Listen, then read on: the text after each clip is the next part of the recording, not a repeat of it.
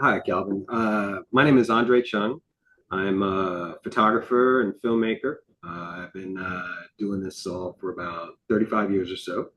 And my work is always focused on issues of social justice, primarily involving people of color and their relationship to the world and to each other.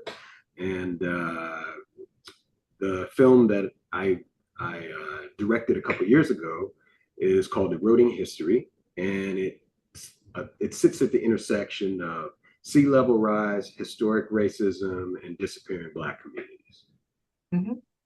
And can you give me a brief overview about some of the environmental justice issues involved in your film, and what kind of inspired you to get involved with those issues? Sure. So environmental justice just dovetails nicely. Climate justice, it's all part of the larger work that I've done in terms of social justice. Uh, the way I ended up getting involved in this film, uh, let me see, long story, short story. The way I ended up getting involved in this film was I was working with a colleague on another project, and then a mutual colleague of ours contacted him. We were already on the Eastern Shore of Maryland, and told him about her master's thesis in journalism that she was working on. Said that we were close by and suggested we take a drive over there and have a look at this church that was facing sea level rise, and the graveyard next to the church. The vaults were opening up; they were filling with water. The church was falling down, and they were trying to find a way to preserve it. So we drove over there and we had a look, and I was so moved. I said to my colleague on the spot, "We have to do a film about this." And we then reached out to our other colleague who was working on a thesis and said, "Hey, whether you like it or not, we're going to do a film about your thesis." Um, it was it it really impacted me to think that all of that history was actually going to be lost at some point.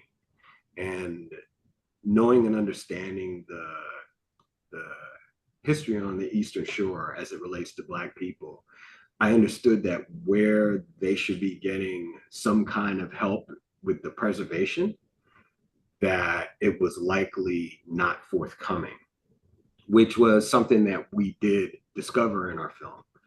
We approached the film by interviewing a lot of the different stakeholders, and and talking to some of the scientists and the historians in the area to create the proper context.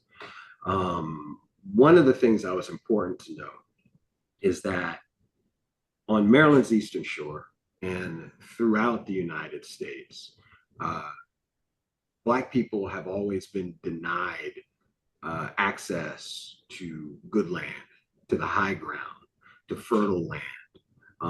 And they've been pushed to lowlands, marshes, swamps, any place along the coastal areas of the United States. These are where you're going to find historically Black communities. As the climate warms and sea level rises, these communities are also the first that are impacted by these adverse situations. And so you get a double whammy that has a direct through line back to Reconstruction. So it really speaks for me and for the rest of my team working on this film to the systemic racism and injustice that is uh, endemic to the way the United States has operated from the beginning. Yeah. And can you walk me a bit through the process of making your film? What kind of steps did you take to produce it? When we got started, we were really fortunate in that Rona Cobell is was our producer on the film, and it was her master's thesis that we were working from, just a small segment of her master's thesis. And Sean Yos is was a co-producer. Both of them all assisted in writing. The three of us wrote the film together. And Sean has a long background in Baltimore and taking a look at a lot of the same issues and historically how Black people have figured in Baltimore and in Maryland at large in terms of politics and power broking, et cetera, et cetera. So Rona had, having done her thesis on this, already had a bunch of the contacts. We were able to structure it around her thesis. So some of the people we talked to, and also I'll say, Rona Rona Cobell is a longtime journalist on the Eastern Shore, and she's covered the environment for quite some time. And we worked together uh, at the Baltimore Sun many years ago, and we have probably 20 odd years of experience together. Sean Yos and I have known each other for over 30 years, showing my age here. And we work together on a lot of social justice projects. Um, so at any rate, Rona knew everybody that we needed to talk to already. That was a lock. So we basically followed her outline. We spoke with Vince Leggett, who has unfortunately passed, I believe it was last year. Vince was the founder of Blacks of the Chesapeake, which is an organization that is dedicated to preserving the history of Black people, Black watermen along the Bay. And he's very well versed. I mean, he's an historian, right? We spoke with Kate Tilley, who is an environmental scientist at the University of Maryland, and she was able to explain what happens when the salt water comes up, and did a really great job of pulling it back towards the effects on the community. We spoke with Randolph George, who is the director of the Somerset County Historic Trust, and he was the principal person in charge of distributing money in the county to for historic preservation. Um, he his focus is on maintaining the plantations. That's where he was at. He was a very interesting interview. He was a very interesting interview.